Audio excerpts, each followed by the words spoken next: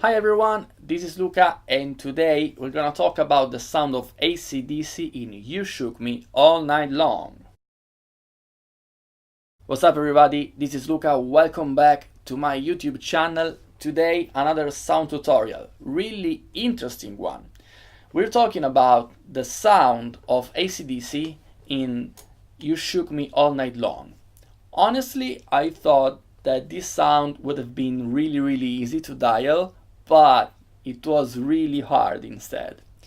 First of all, I have to mention that I played the song with my EVH guitar with the super distortion DiMarzio pickup, and this is not really voiced like a Gibson SG pickup. So that's been said, also the construction of the guitar, apart from the woods, the bolt-on construction instead of the set-in neck, well, that makes a lot of a difference. So, you know, I tried my best and I'm pretty happy with the results, especially with the rhythm sound. The lead one, it's not close 100%, but it's acceptable, so I'm happy to share with you my workflow, my process in order to create this sound. Another thing, I used for the rhythm part my Dunlop 500, the purple one, 1.5 millimeters, and for the guitar solo I used the Fender Nylon 0.60 millimeters. All right, and I played with this part of the pick, not the long part but the short one. All right. Okay, so let's dive into the editor to see what I did in order to try to recreate this iconic sound. Okay, let's, as you can see, first of all, as you can see, the sound blocks are more than what I expected. But let me shut them down because it's interesting to follow the process. Okay, so I started with the J800. At first I tried the Plexi, but I wasn't really happy. It was too much mid-rangey kind of sound. So the JCM 800 was better. I don't know if which amplifier they used on the record, but on the Mooer this one is better for this particular tone. The Plexi sounds a little bit more gainy and also more pronounced on the mid-range. Okay, this one it's a little bit more scooped and has a less gain. Apparently, I thought the opposite, but this is what happened. As you can see, the gain is quite low. Also because I played with the super distortion. So maybe if you have a Gibson SG or a Les Paul or that kind of guitar with humbuckers that are not as powerful as this one, you have to turn the gain a little bit more hot. But let me know about it, okay? So the sound, oh, let me show you the cabinet as well. Yeah, the controls are quite kind of standard, not crazy choices here, apart from the gain that is really low and the master is maximum. But the cabinet, it's my usual 90-60-412.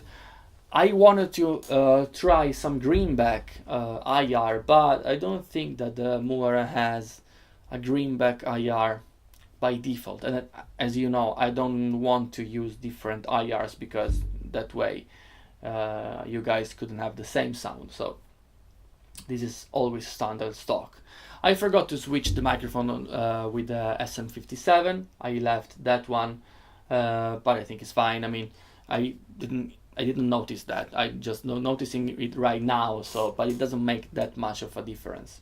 The distance is quite high, so it's kind of distant from the speaker because I heard more of a like not super close mic. I mean, this is what I heard. Maybe I'm wrong, but I'm happy with this choice.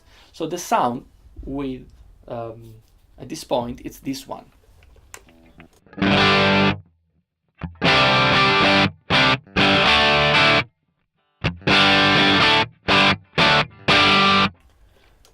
And that's pretty much it. I mean, the tonal quality, it's there. It's that. You don't have to change much. But if you play with this sound with the backing track, so along with the record, you can definitely hear that this is too much on your face. It's just like coming out from the speaker, and you don't want that. You don't want to have that in a recording. So what did I do? I put a compressor after the cabinet. So everything that I did after the cabinet, it was a simulation of what a sound engineer would do mixing a record. So I compressed this guitar a lot. The settings of the compressor are kind of extreme, apart from the level, because I didn't want the signal to be too hot, but you can play with it, no problem. And this helped me to control the nature of the amplifier, that it's kind of wild. With this compressor, the sound is this one, and to me sounds way better, like more, not better, but sounds more close to the record, okay?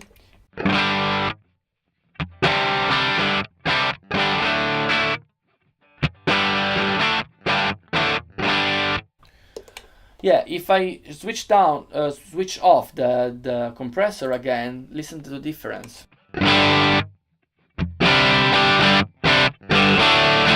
It's louder, so of course we would say, oh, it's better when it's loud, but trust me, it was too in your face, and it wasn't mixing with the drums.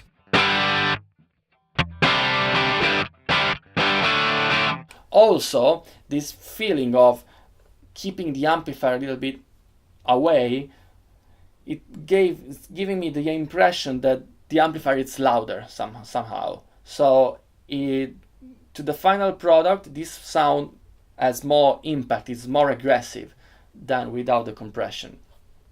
So this is a nice tip, and this is kind of a new thing that I haven't done before. But that's because I tried to make a little bit of a research on the internet, and apparently they don't have like a complex signal chain, so everything must be done in the mixing process. So that's why I'm doing all of this thing after the cabinet. Okay, so it's a simulation of the sound that's being recorded, and now we're mixing it.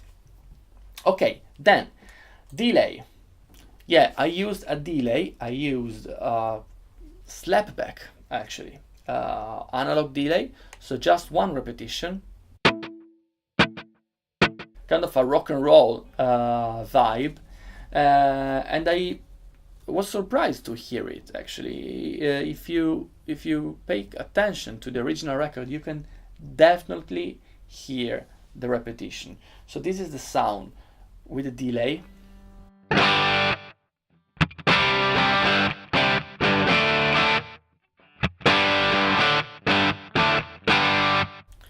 Yeah, and it's way more authentic with the delay. And also I put a short reverb, a room, really short. This is the sound without the delay, so you can hear just the tail of the reverb. Okay, so you can copy it, and this is the sound with both the devices on.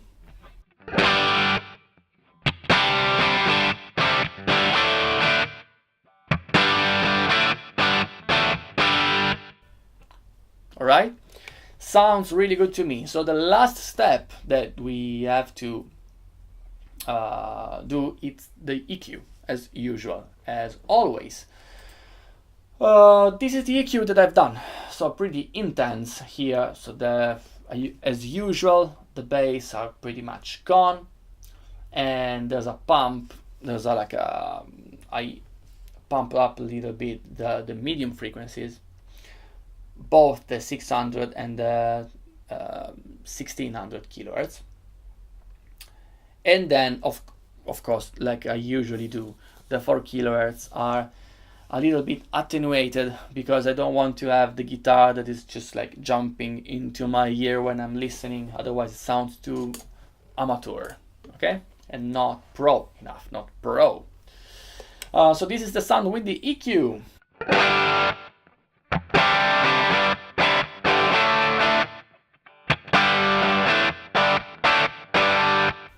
Okay, so as usual, we like better the sound with the EQ off, but this is better if you want to play along with the record, if you want to record yourself the track. Anyway, let me know if using a different guitar so you have to adjust something.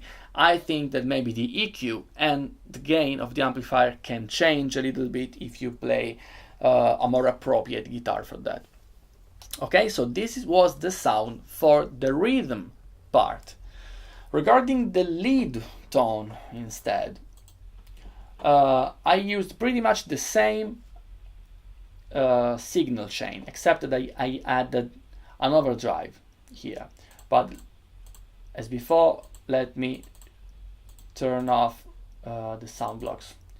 Okay, so the amplifier, same amplifier as before, but the controls are a little bit different. So I pump more the mid-range and the gain.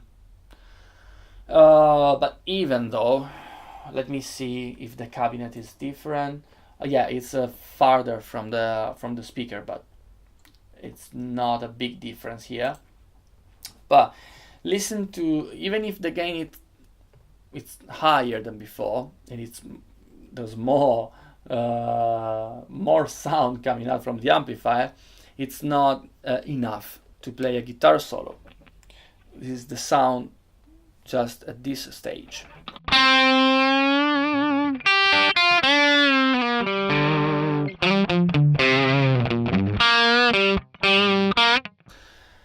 As you can probably tell, that's no magic, there's nothing here that sounds like Angus Young. So I know that he used a wireless device that apparently is helping him to have a little bit more gain in front of the amplifier. I don't have that simulation, of course. I think there's a company also that I think I've seen a demo, maybe by Pete Thorne, I guess, some years ago, about this device that trying to recreate this preamp boost.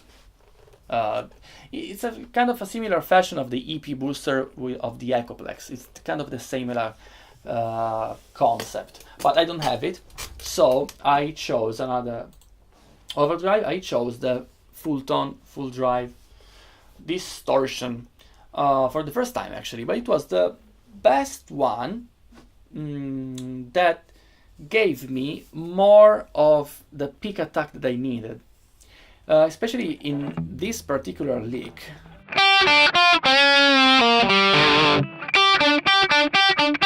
Yeah, these two notes are kind of bitey. So this overdrive was the overdrive that gave me more of that snap that I was trying to recreate. Then,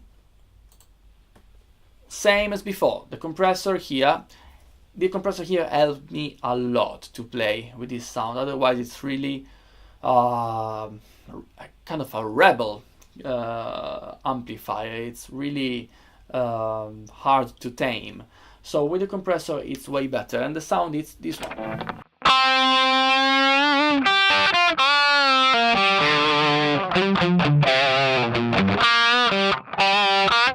So you can tell that the sound is compressed, but it's a compression that it's different than compression in front of the amplifier. But helped me a lot. It's really way better to, also the feeling under your fingers is better in this way. So I suggest you to steal this trick, because this is the new trick of the day.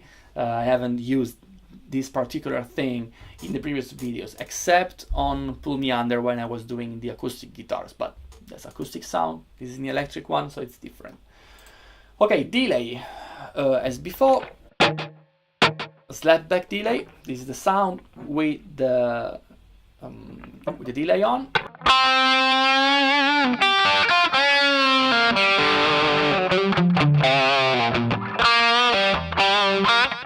Okay, so it give me a little bit, gives me more of that rock and roll tone and vibe that it's kind of it's pretty cool actually, I think. The reverb, it's a plate reverb, so it's a little bit more wide and open than the previous one. Let me turn off the delay so you can hear just the reverb.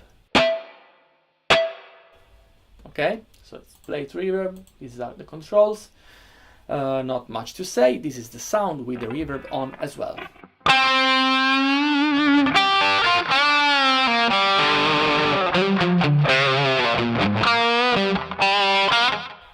Okay, and I think it's pretty nice, pretty good. Last step, as always, is the EQ. So here a little bit different than before. There's more bass here than the rhythm part, because it lacked a little bit of meat, this sound, so I didn't want to cut too much bass from it. Also, the medium frequencies are always a little bit accentuated, and the 4 kHz, I think I left the -2. I think it's nice.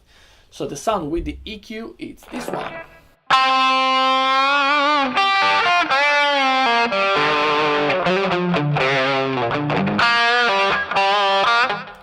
Okay, it's a little bit more radio like, but not radio like.